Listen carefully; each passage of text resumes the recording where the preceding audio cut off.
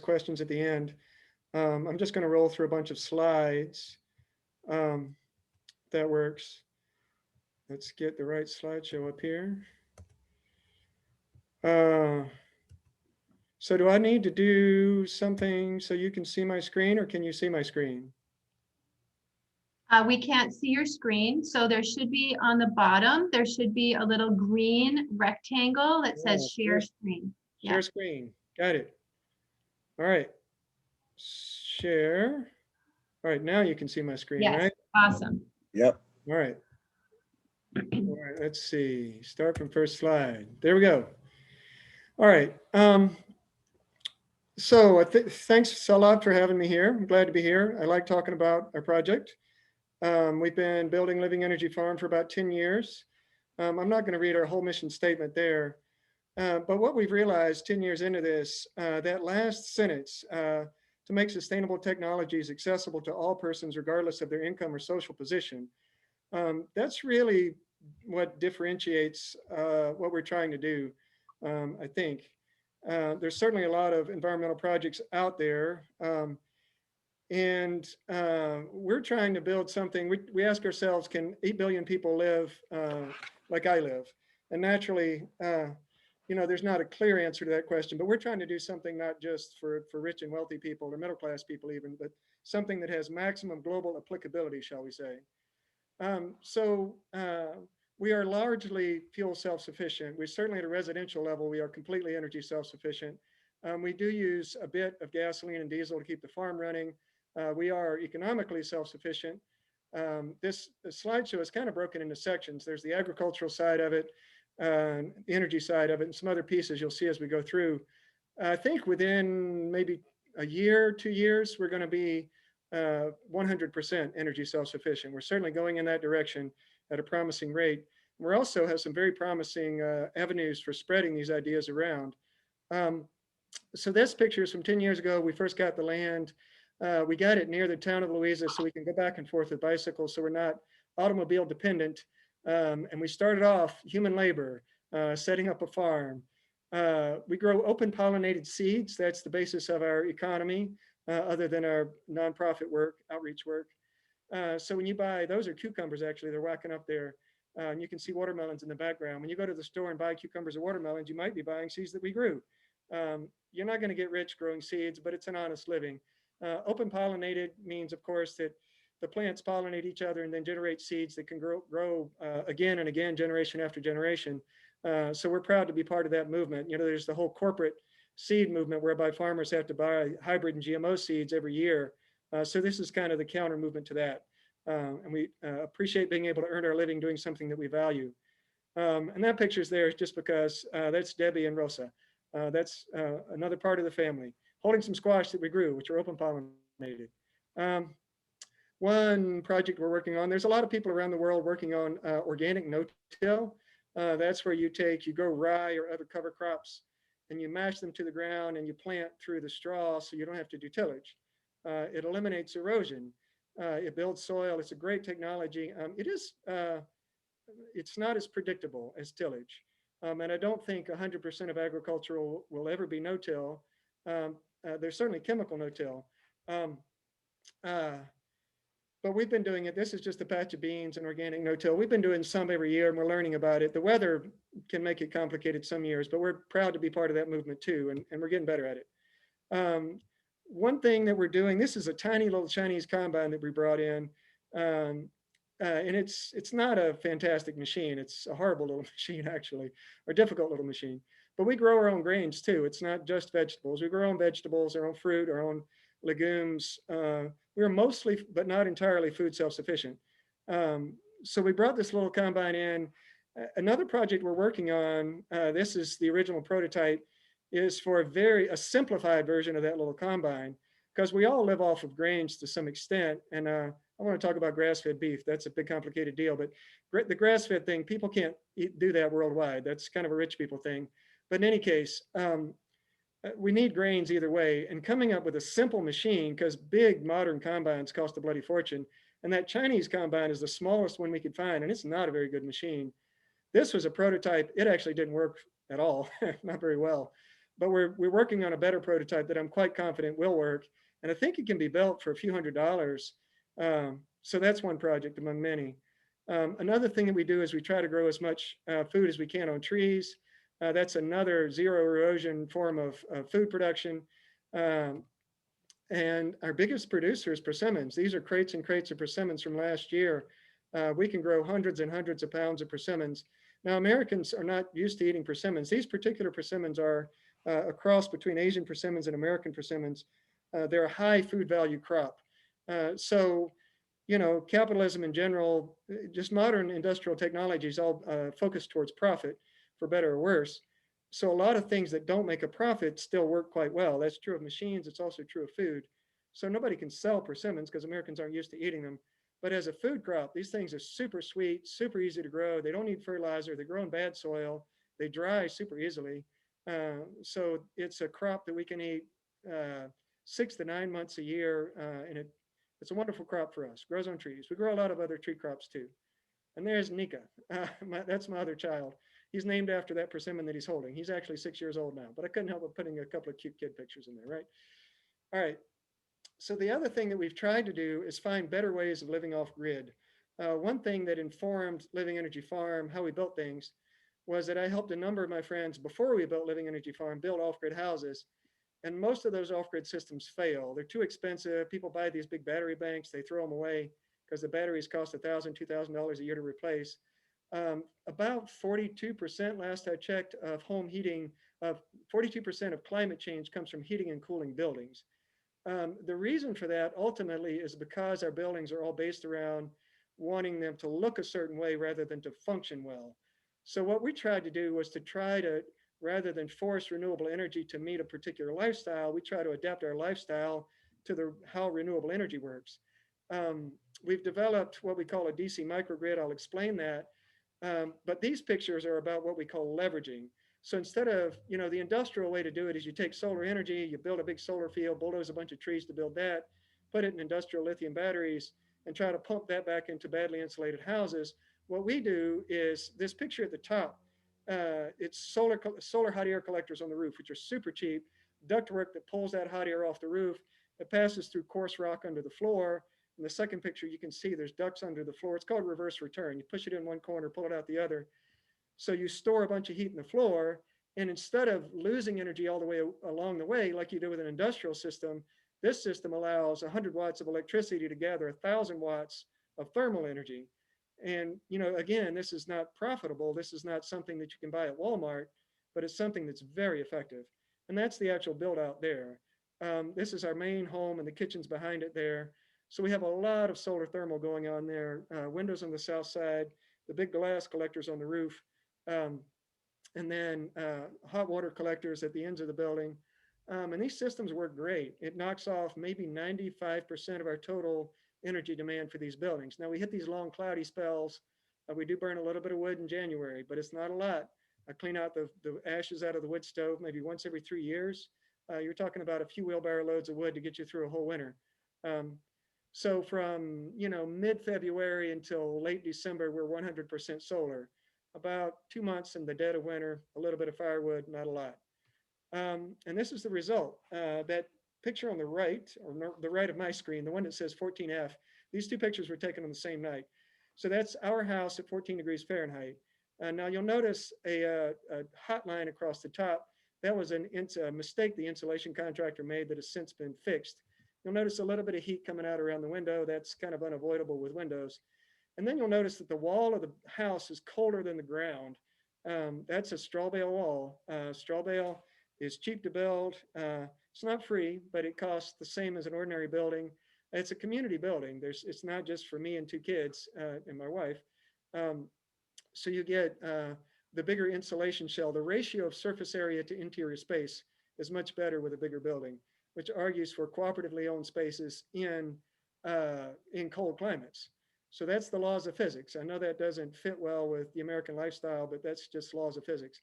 That house on the left, taken on the same night as a normal American house. And as you can see, it looks like it's on fire. It's blowing heat out all over the place. And again, to me, this argues for, you know, if you're going to build industrial solar plants, I mean, they've bulldozed thousands of acres in Louisa County to put up these photovoltaic panel farms. And I think that's crazy personally, because there you've got these houses dumping out energy, and this was taken at night. Those solar panels aren't doing you any good at night. So that house on the left is burning a lot of coal and frack gas to keep it warm, and the house on the right, we were sitting inside. We're warm most of the time with no firewood, and it costs the same to build. It costs a lot less per capita. I've built several of these cooperative straw bale heated houses now, straw bale solar heated houses, and the price range is around $14,000-$15,000 per capita. So for $14,000, if you're willing to live with a couple of other people, I can build you a house that will run at 90 to from 0 to 10% energy use of the average American home. I've done some of this on grid as well as off grid. So those are the numbers, but of course the politics are a whole different story. So those 6 PV panels, that's me holding Rosa when she was a tiny little thing. That's our high voltage solar rack. Our total solar electric system is less than, well, it's actually 200 watts per person is about what it is. But those panels are in series, which allows us to do something that nobody else on the planet's doing, or not very much, although it's gaining ground. So that is a firewood saw, which is a beast of a machine, but it cuts firewood. We do use some firewood as fast as a chainsaw. It's got a DC motor on it. So what happens is during the day, we take high voltage DC electricity and we run it straight into DC motors.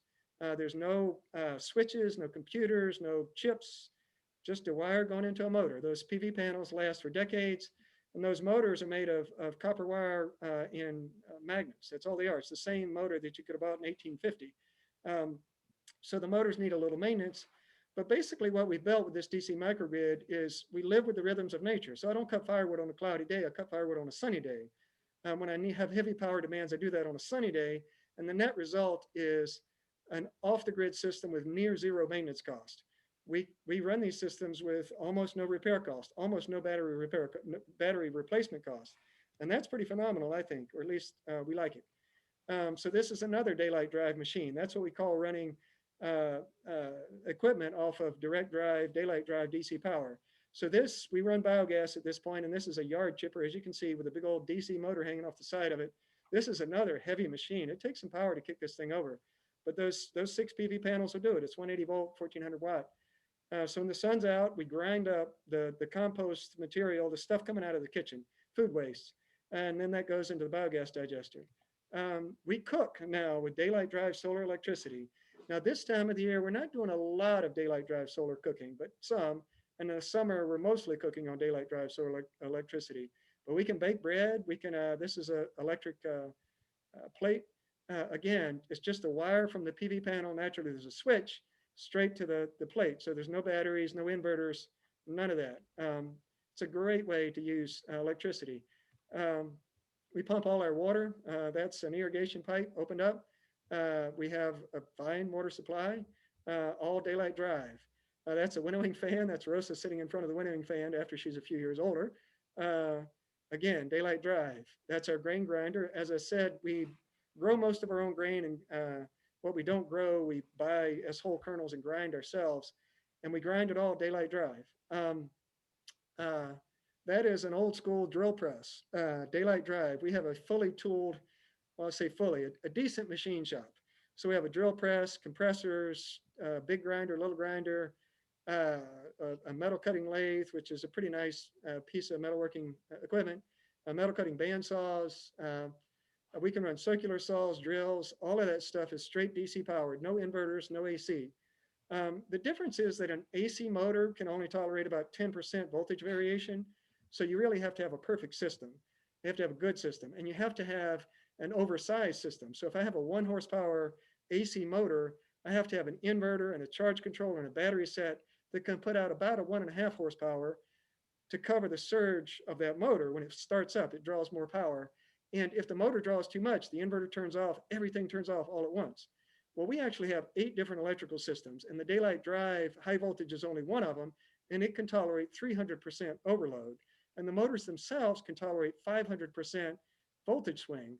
What that means is our 180 volt motor can tolerate 50 volts all the way up to 250 volts. So that's a bunch of numbers. It's all gibberish, fine. But what I'm saying is that if you got your solar panels on a cloudy day and the power is swinging up, it's getting sunny, it's getting cloudy, the motors keep running. It's not a problem. Whereas your inverter-based systems shut down. And mind you, This whole system is not backed up by a generator. It's not backed up by coal. It's not backed up by frack gas or nuclear. It's all straight off the PV panels, and we live a good life. Um, there's a compressor, daylight drive, the refrigerator. Now, mind you, now this is a commercial product. I didn't build this. It's called a Sundancer DDR 165. I've gotten to know the guy who started this company a little bit. It's based out of Arizona. Um, so your normal refrigerator's got a compressor in it that turns on day and night, right? You know, every 30 minutes or so, you hear that little compressor kick on. And the kind of mainstream, let's fix the environmental thing for rich people solution, I hate to put it in those terms, but is, you know, let's build these big industrial solar fields and the frack gas and all of that.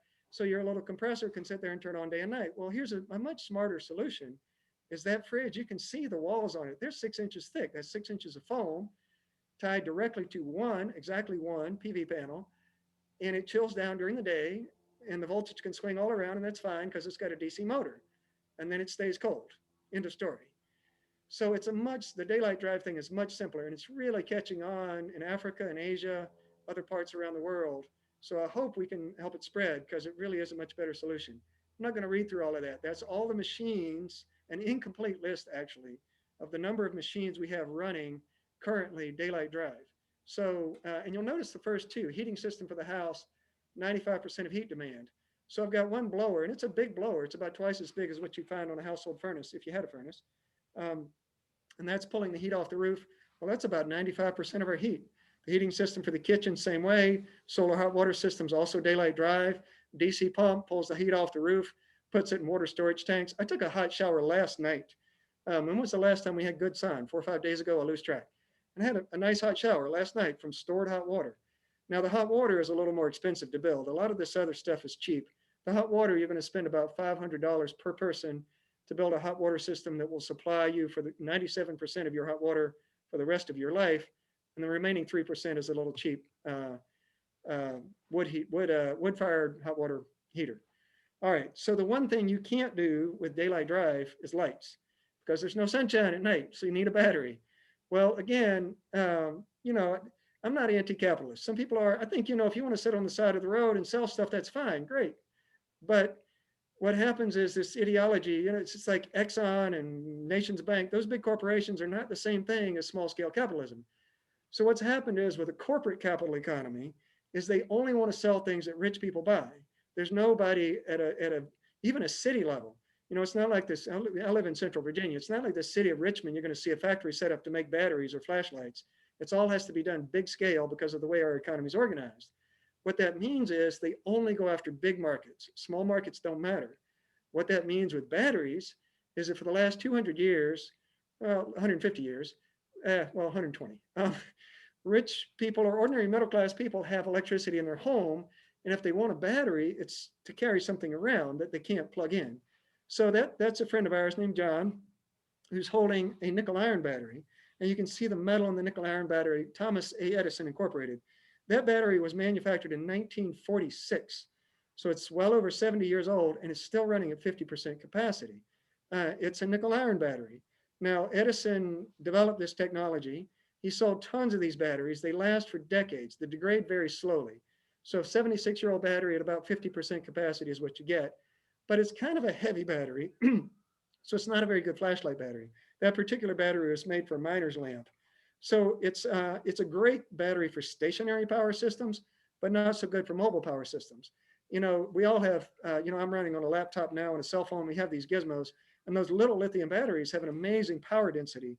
The power density of the lithium batteries is weak by comparison, but they make phenomenal stationary batteries. So this is our 100 amp hour set. Now I mentioned that before I built Living Energy Farm, I helped a number of my friends build off-grid houses. Those houses had big battery sets. The difference is that we have a bunch of different systems. So our energy needs are coupled directly with our energy demands, most of it daylight drive. So our battery set is only 100 amp hours. The smallest kit I built before I built Living Energy Farm was 1,000 amp hours. So we have 1/10 as much batteries as the smallest house I saw. And I've seen a lot of 4, 5, 10,000 amp hour kits. The difference is that they're running their refrigerator and other motors off of their batteries, and we're using thermal storage and not running any motors off the batteries. Although we do run cell phones and laptops and whatnot, because a modern laptop is really efficient. You don't want no clunky old thing with a dead battery. a modern smartphone, cell phone uses nothing basically in the way of electricity. So even in cloudy spells, we get to run, we do fine.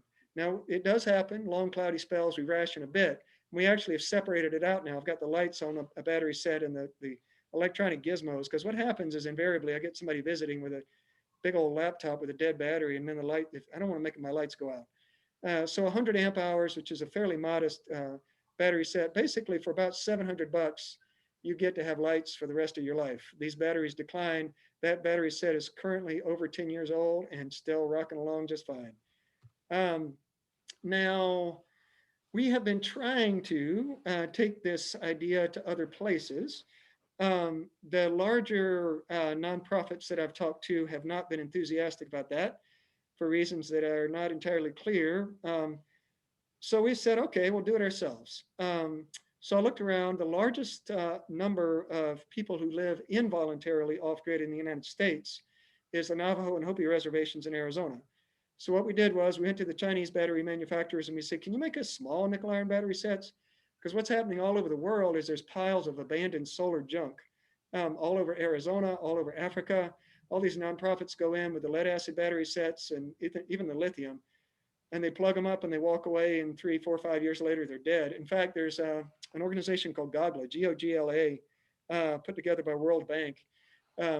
So solar kits in Africa, the market's growing 20 to 70% per year in a lot of sub-Saharan African countries because they don't have electricity. The average life expectancy of that equipment is 3 years.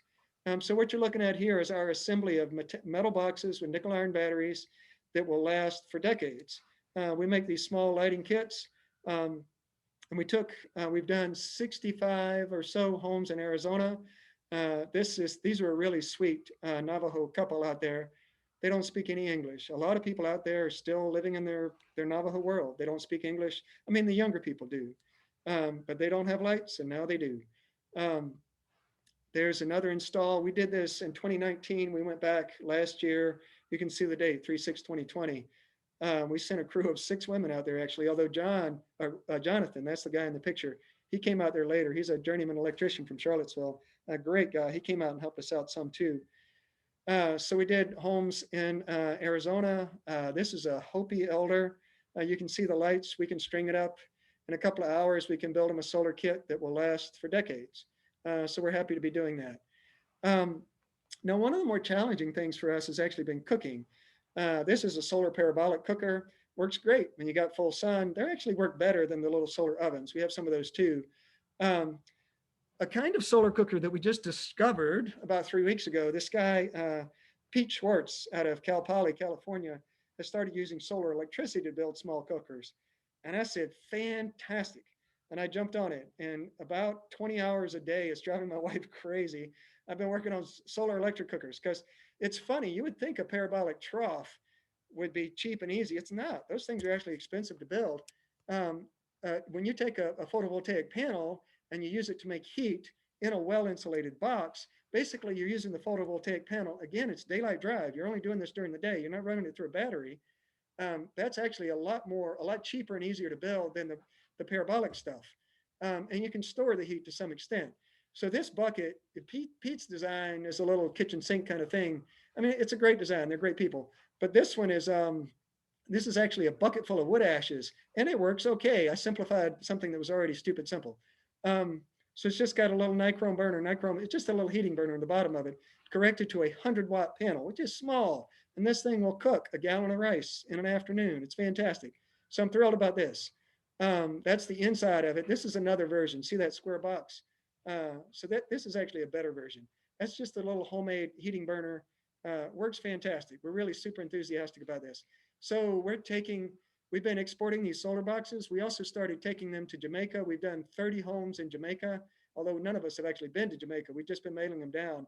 There's an organization down there called the Source Farm we've been working with. Fantastic people. They've been doing the solar boxes. We now got funding to do a breadfruit operation. So breadfruit is kind of like plantains, which are like starchy bananas, which is kind of like a potato. But anyway, they grow on trees. It's a great food, except it rots pretty quickly.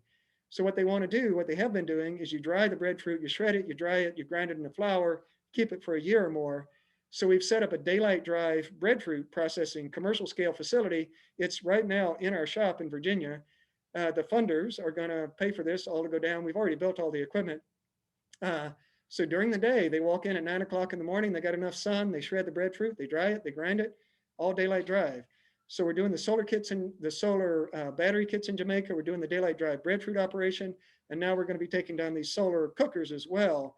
I'm really thrilled about this. I think Jamaica is our best opportunity. Arizona was great, but the people are so spread out in Arizona. I mean, the Navajo reservation is as big as a state. It is a state, basically. Jamaica has a lot of people that are a lot closer together who, again, live involuntarily off grid. And the middle class people in Jamaica hate the power company. So they're really behind us. So I think this could really grow in Jamaica, which would be good because, I mean, the problem in the United States, we all have grid power. So we all want to add renewable energy to grid power instead of taking the grid power away.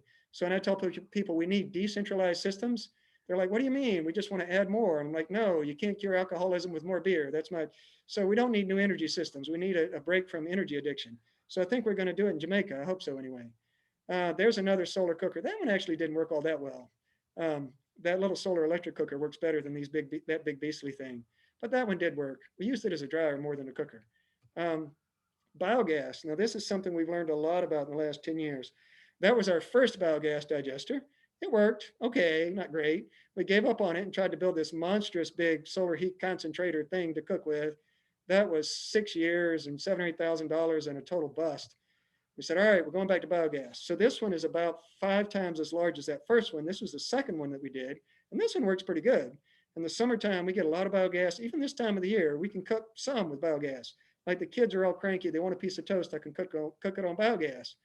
This is our third biogas digester. Now that one, again, it ain't free. That's a 2,000-gallon tank, which costs about $1,200. But this is going to put us in biogas year round, and it's going to fuel the tractors too. There's a biogas burner. Biogas burns hot. It's great. It's just like having regular gas, except we made it ourselves. Love it. Now, we also want to fuel our tractors. This has been another 10-year saga. That's a wood gas burner there. You take wood chips, you do a partial thermal decomposition inside of an enclosed container. They did this a lot in World War II. There's the tractor with the wood gasifier on it. Okay, we spent a few years and a few $1,000s doing that, and I was pretty frustrated with it. There's another tractor running wood gas. The other bad thing about wood gas is you got to cut the trees down, which who wants to do that, right? So we tried that. We made it work. I didn't like it. I just was like, I didn't want to keep going with it. So now this tractor, so if you take a pine tree, where I grew up down in Georgia, I was a redneck down in southern Georgia when I was a kid. All the pine trees down there had what they call a cat face. It's where they scrape the pine tree and get the pine sap at the bottom of the scrape. And they heat that, and the vapor that comes off of that gets condensed into turpentine. Well, any engine made before World War II was made to run on kerosene because that's what it was back then. And turpentine burns exactly like kerosene. So this tractor, you'll notice it's a small tractor. Our equipment's all small, which is great for this up-close cultivation. We have a very efficient agricultural system. I love it. My wife runs the whole farm, by the way. I just play with the machine. She runs the farm. And she loves that too, I think. So this tractor is actually running on turpentine. It's got an old World War II vintage flathead engine on it, and the turpentine works great. The difficulty is I can't make enough of it. I can't get enough pine sap. So I think the best option for us is going to be the biogas on these small tractors. So that's where we're going. I'm thrilled about Jamaica. I'm thrilled about the solar systems. And I think, like I say, I think with the biogas and the solar cooking, we're going to be 100% energy self-sufficient without firewood on the cooking within the next few months, actually. And I think we'll have the tractors running within the next couple of years. I don't want you to hope. I want you to panic. That's Greta Thunberg. I think constructive panic. That's a term I started using 10 years ago to no avail, particularly. But I think, we're up against some hard stuff. I won't give you a long speech about that. But I think, what we've done, adjusting our lifestyle to live with renewable energy, it's worked out great. And I wish we could get more people to do it. So here's the resources. Living Energy Farm is livingenergyfarm.org. Living Energy Lights is something we spun off to sell the nickel iron batteries and the solar lighting kits. Conhab.org is my personal website. Now, just about 2 weeks ago, I put out a book, Empowering Communities, a practical guide to energy self-sufficiency and stopping climate change. explains in more detail all this stuff I'm throwing at you very quickly. So if you want to know how daylight drive works, if you want to know the sort of background on how all these systems work, you can download that book for free, or you can send me $10 and I'll send you a paper copy, or you can make a donation. We like donations. I say that we're financially self-sufficient. We're not really. I mean, the donations help a lot. We would not be in Arizona or Jamaica without donations. So if you can help, that's great. Perennial Food is another, it's a pamphlet. It's a real small book I created about, that's about the fruit tree side of things. The Empowering Community book has some about organic farming and whatnot. It's not heavy on that, but my wife wrote those chapters, or a good part of those chapters. And then a book I wrote a few years ago, Integrated Activism, that's through North Atlantic Publishers. If you go to my website, conab.org, you can see all of those books. So that is a quick-ish overview of Living Energy Farm. So if we want to go to some discussion, questions, objections to whatever insults I might have hurled. Where are we? Yes. Oh. I have a lot of questions, but I want to give opportunities to other people if they have questions first.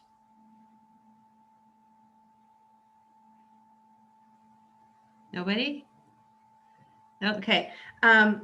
So Alexis, is there anyone, like, I think that what you're doing is so amazing. Like, is there anyone else that you found anywhere in the world who's got that who has this similar goal of demonstrating that this can be done? Like, I mean, because you're here in Virginia, and you would think that there would be differences in how you would be self-sufficient in different ecosystems around the world. So are there other people? Are you like the only person on the whole planet who's like got this project? Well, I mean, certainly there are a lot of people doing particular pieces of it. There's like Pete with the solar cookers in California. Biogas is a huge movement. Nobody's doing nickel iron batteries. Some of the companies distributing solar kits are doing daylight drive equipment. There's like the refrigerator. So there's a lot of pieces of it. And as you said, it's very different. Certainly, 80% of my work goes into keeping things warm. And in, the tropical regions, that's a whole lot easier because you don't need to heat a building in the tropics. So certainly with the biogas, for instance, there's a lot of tropical biogas. I don't know of anybody doing, and there's industrial biogas. There's like a Virginia Biogas Association, but that's massive, power company scale biogas operations. So in terms of community scale, temperate climate, whole picture renewable work, I'm not aware of anybody who's doing quite what we're doing. So, and my other question is, you went to the Navajo community and you're working with the people in Jamaica, and I'm wondering if have you are there people in Virginia? Are there communities in Virginia who don't have grid power? I mean, I just met a lady last month who told me that her relatives live in Virginia in the buildings that were slave houses of their ancestors. They still live there. So are there communities in Virginia that could possibly benefit from or like, have you looked into that? I have not looked into that a lot. I mean, so one critical thing with all of this is you have to want it. And I mean, it's the same is true with food. I can grow, I mean, we eat bread, we even grow on peanut butter. So I'm eating homegrown whole wheat bread. But if you want pizza, that ain't what it is. It's not commercial pizza.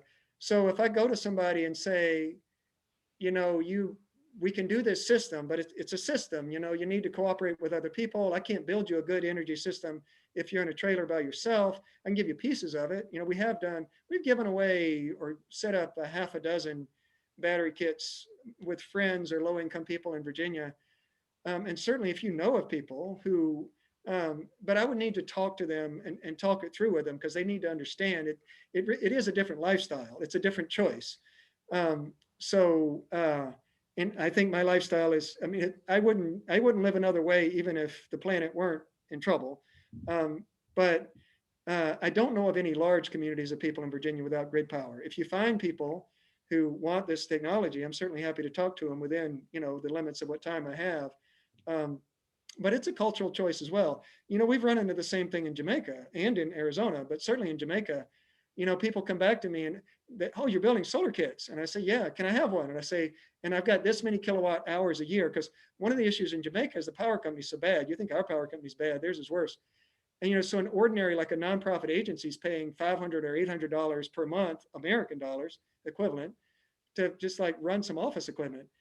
But they come, some of them anyway, some of them get it. Some of them come back to me and say, oh, well, yeah, okay. And they start to think about it. Others of them come back to me and say, well, I've got this many kilowatt hours. And I say, well, what are you doing? And they, oh, we're only running an air conditioner and a heat pump and a refrigerator and a walk-in cooler. Like, no, I can't do that. And so it's tough. And I've been asked 3 or 4 times now to build temporary walk-in coolers. And, I don't want to diminish the people who with good hearts wanted me to build walk-in coolers to store food for people who don't have food. But there are a list of things that will not be operational 200 years from now. That list includes private automobiles, airplanes, and walk-in coolers. You just can't do it sustainably. Ain't going to happen. So I can't do that. We have one refrigerator for 10 people, and we don't do long-term food storage in that refrigerator. That's for the leftovers. And it works great for that. I want a cold soda pop, I can throw it in there and make it cold in the summertime. That's quite a luxury. Walk-in coolers, you can't do it, not renewably. So you find me a group of people who can meet me midway in terms of who have a set of expectations and are willing to adapt their needs to renewable energy, and I'll build them a renewable energy system. But what you can't do is duct tape renewable energy systems onto the wing of a 747. You can't put solar panels on a big airplane and make it fly. You can't put solar panels outside of some massive, normal house and power that house. You can't run air conditioners. You can't run heat pumps. Now, this house behind me, you can see right here, this is actually not Living Energy Farm behind me. This is a house a mile away in the town of Louisa that it's under our control. It was bought by one of our donors. And we're in the process of taking this house off grid, and we are going to put an air conditioner in here. So there's a bored well. That's a well with a 3-foot diameter out in the yard. So we're going to drop a pipe down that well and pump cold water into the house, and it'll cool it off. And once you've got the straw bale shell around the house and you bring in a little bit of cold water, you can cool it off. It won't be that bone chilling cold you get when you step into a grocery store or department store in the summertime, because they run they overcool them. But we'll run an air conditioner. So you can do that. But it's based on, a cooperative effort. It's a system. It's not a machine. It's a system. And if you're willing to plug into that system, you can make it work. We could all live without renewable energy, but it's not by duct taping a few solar panels onto the industrial system we have. So, okay, that was a long answer to a short question, but there you go. No, that's great. I want to see if anyone else has anything to say.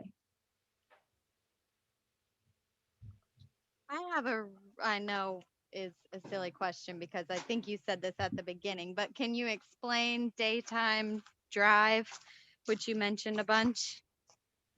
So what happens with a normal, so let's put 3 categories. So grid electricity is all based on boilers. I mean, we want to think it's solar and wind, but it's not. It's boilers. Ever since about 1870, 1880, there have been massive boilers that run 24/7 that keep the grid powered. I mean, solar's fine, except it doesn't work all the time. Wind is fine, doesn't work all the time. It's boilers that stabilize the system. So the whole economy is built based on the premise of a constant supply of renewable energy.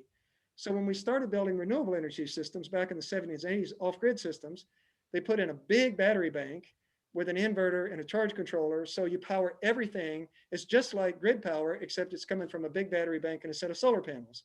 So what we did that's different is, so the grid all runs on AC power, alternating current that's drawn as a sine wave. It's a pulsing current. Batteries and photovoltaic panels both put out DC current. That's direct current. It's drawn as a straight line. It's just a straight electrical pressure. There's no oscillation to it. So like I said, DC motors tolerate 500% power swing. AC motors only tolerate 10%.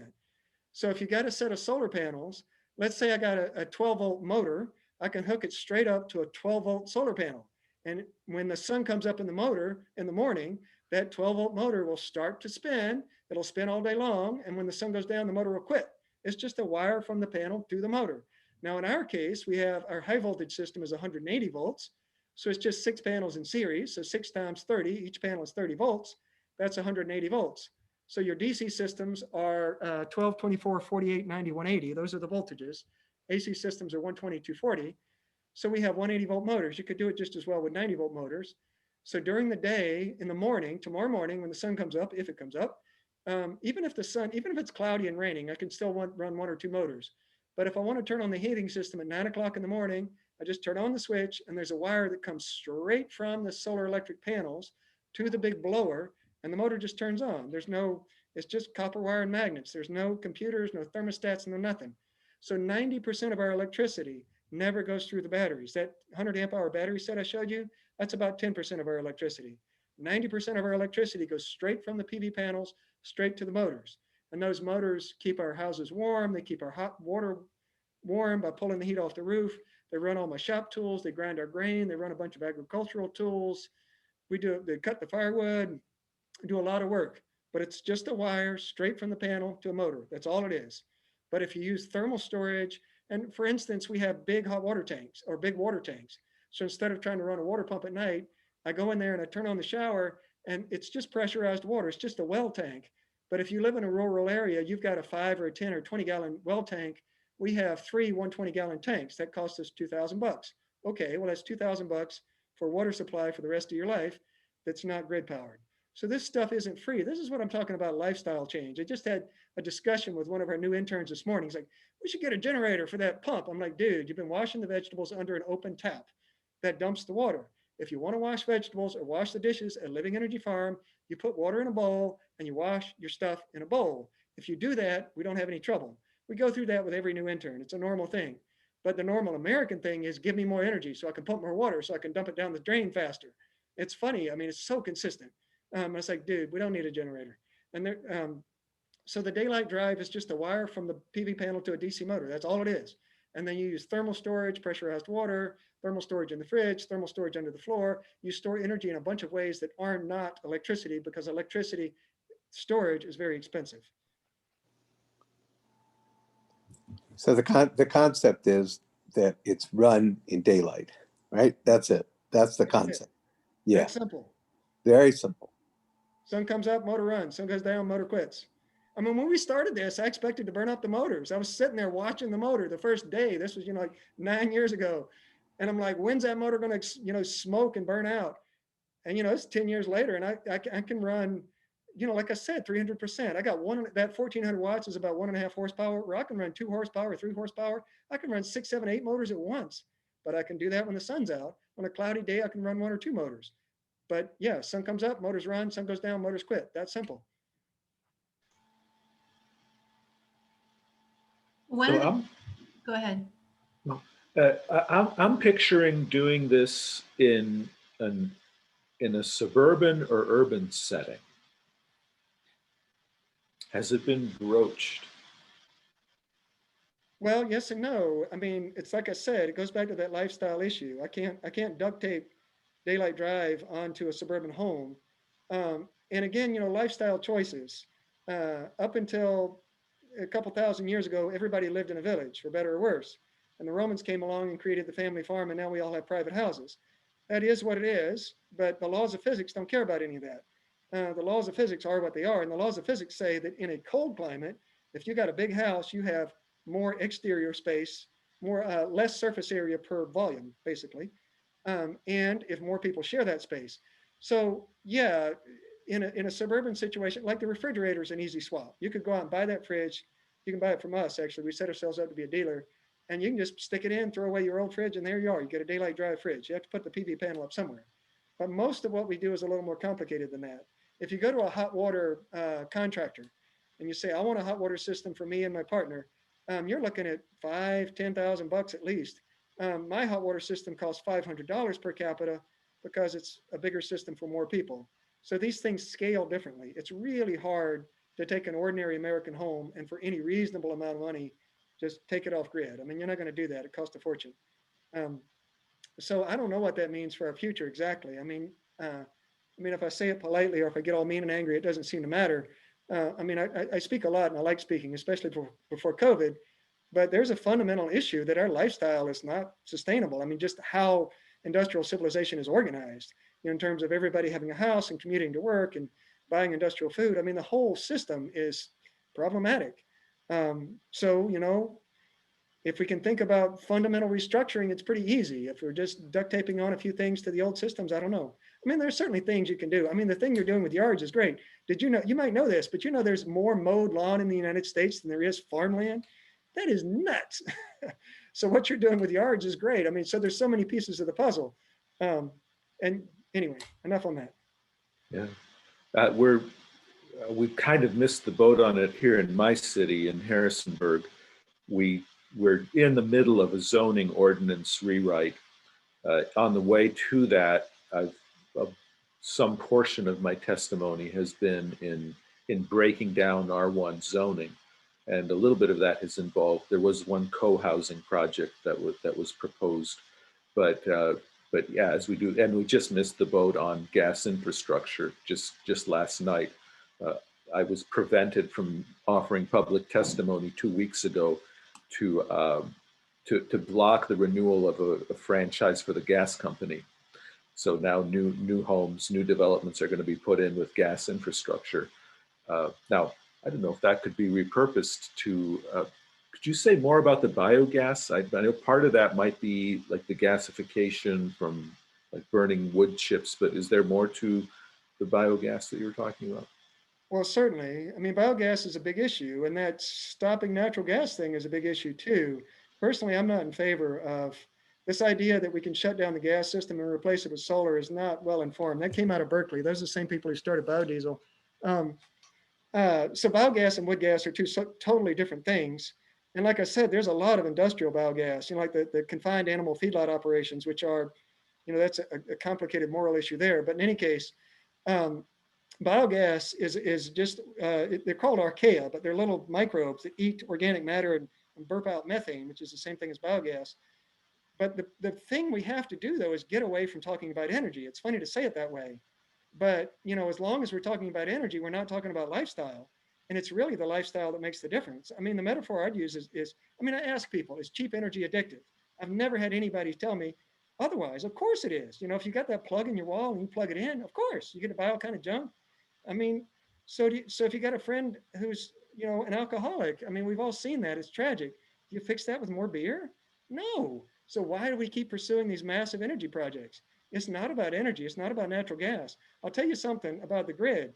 The grid is held up by those boilers. It's not held up by wind and solar. And every power plant in the country, the maximum efficiency is around 35%. So if you got a 95% gas heater in your home, you are 60% better than what they're doing at the power plant. So if you're going to think about blocking that gas coming into the homes, well, I understand the thinking behind it, but the problem is the lifestyle, not the energy. If we can get people to think about, what's my lifestyle? What's the systemic relationship of all this stuff? That's where the answers are. It's not in more, they're bulldozing literally thousands of acres in Louisa County to put up photovoltaic fields. So you're taking hardwood forest, cutting them down, haul away the trees, burn the stumps, gravel it over, pave it over, and put up photovoltaic fields. I am absolutely horrified. I don't need that, thank you. So the environmental movements are not, it's just like recycling. Recycling in and of itself is a great thing. But if it encourages you to buy disposable packaging, like I'm going to buy a bottle of bottled water and throw it away because it's recycling. Well, the bottling industry knew that, and they pursued plastic recycling to encourage the bottling to make that happen. Plastic never was recyclable. Cardboard is great. Aluminum is great. Those are wonderful things to recycle. And burying paper in the bottom of a landfill is really stupid. But none of that should convince anybody to buy their food in daily disposable packaging. Nothing we should do should convince people that we just need to change the energy source and it's going to fix our problems. That's not the problem. It's an integrated systemic problem.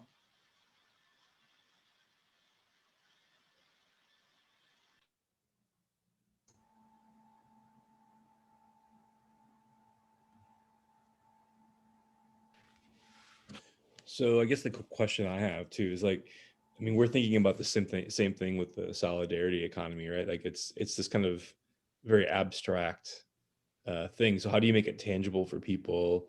So that's just one thing I'm thinking about is like what what's something small? Like what's a first step? If you could walk into someone's, average home in the US and say, here's one thing or two things or five things that you would recommend us as a starting point, right? Like to get people kind of on this behavioral change track, like what would those things be?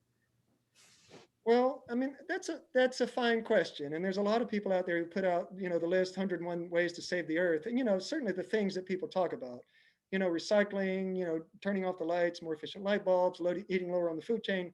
There's a lot of that discussion out there, and that's all good. It's all fine. I'm not opposed to any of that per se, but the thing that's gotten messed up about our politics, and this is as much true as progressive politics as it is conservative politics, is it's all so short-range focused. I can't stand up in front of people and say, I mean, what I've been saying for the last 20 years is think about where we're going to be in 200 years, okay? And just go there on purpose. It's that simple. Just think about, and the other big piece of it is we always want to focus on all this drama. I mean, it's great that Trump is gone, but good Lord, I don't want, what we need to focus on is the bigger pictures. What I think we need to do is the small steps are fine, but it's not a bunch of small steps. It really is a spirituality, and it really is a long-term vision that makes a difference. Over the course of 20 or 30 years, it's going to take at least that long. If we understand that what we do at an economic level is more important than who's president or I vote. I'm a firm believer in democracy, sure, best we can do with that. But that's really not what's the most important thing. The solidarity economy that is the solution. It's convincing people that where they buy their food, what they eat, what they do to earn a living, how they live, the daily choices, every choice. And there's 1,000 choices you make in a day. And rich people have more choices than poor people, but everybody has some choices. If all of those choices are embedded in a spirituality that understands the sacredness of the earth on which we live and our individual power to create a sustainable economy, and that is more important than that God up in the sky, that's it. All of our ancestors lived with the gods in the bushes. Their spirituality was at a we are in charge sort of level. What's happened to us is that our sense of agency, our sense of power and control has been taken up into the sky and in the corporations and the White House and all of that. I mean, sure, go vote. I vote, fine. But we have more power than they do. And if we understood that, we would fix it. It would all start to get better. But, everybody across the political spectrum is just so enchanted by all that drama. Screw the drama. Grow your food. Don't buy that corporate shit. There you go. Thank you, Alexis. Yeah. You're living that. Trying to. Yes. So I appreciate that, and thank you. One little lifestyle question. Go ahead, Robert. No, I was just echoing my wife, very much so. Thank you. A very small question. I couldn't help when you were talking about the grinder and I was looking at your tractors for your agricultural production. Do you use scythes? We do, and they work some. It depends on how good your shoulders are, how good you are with the scythe, how dedicated you are. We had one guy who was good with the scythe. I can tell you the interesting thing about our farm. So it runs $20,000 to $30,000 a year gross, farming about 5 acres. And because we live so cheap, that'll pay most of our expenses. And that's gross, that's not net.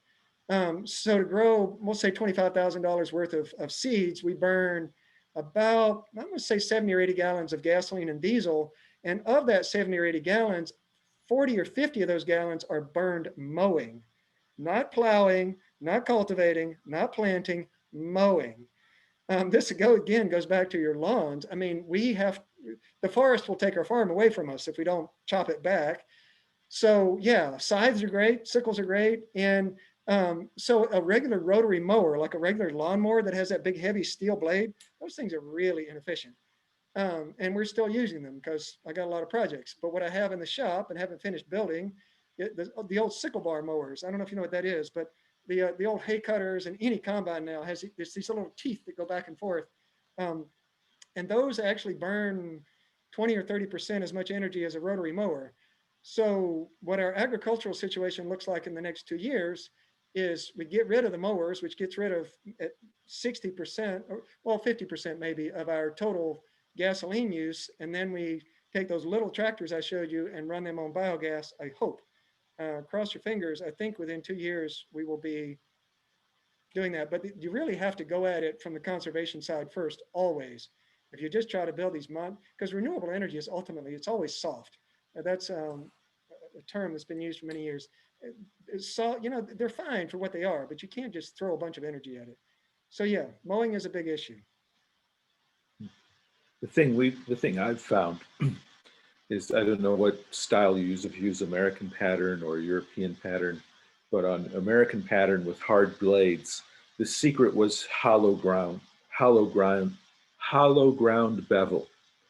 That made all the difference. So I can make my lawn look like my neighbor's lawn with an American pattern, hard steel blade. The secret was, don't put a straight bevel on it. Use that large grinder and put a hollow grind, and then hone it to shaving sharpness.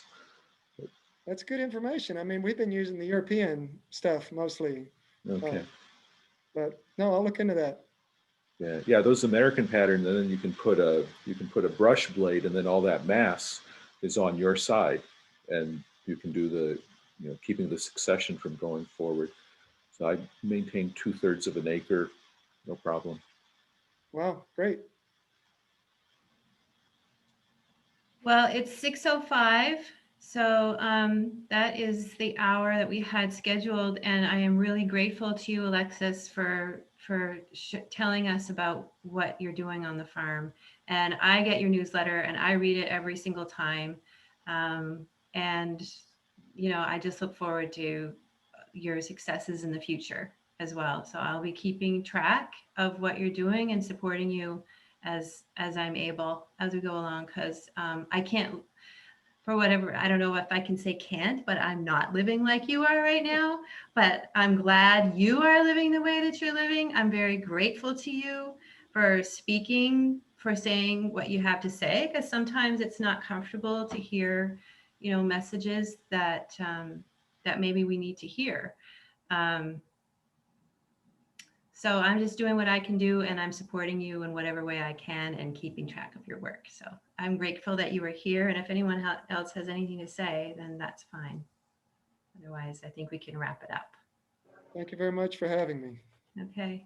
All right. And I just wanted to mention real quick that we want to be, supportive of your ongoing work. And I know you had, like, the last page of your slide had some resources listed, and we can share those out with the listserv if that's okay with you.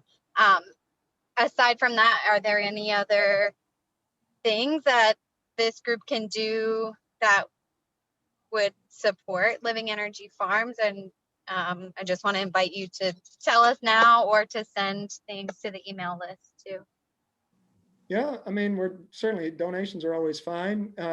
We've been doing distance tours even with COVID, but certainly after COVID, you can come out and get your hands dirty.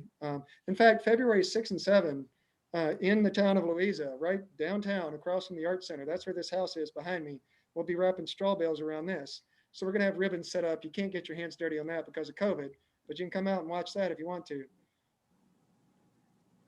Absolutely. Very cool. And then I think our next call, Matthew, correct me if I'm wrong, but I think the third Wednesday would be February 17th for our general meeting.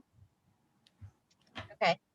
Yeah, I think that's what we were talking about. Third Wednesdays for general meeting, and then fourth Wednesdays for our next speaker series. I think at least that's what was discussed the last meeting. Yeah. Wonderful. Well, we'll talk to everybody then, and thanks again, Alexis. Yeah. Great. Thanks for having me. Yeah. Thanks, Alexis. All right. Thanks a lot, and good night. Bye, everybody. Thank you. Bye.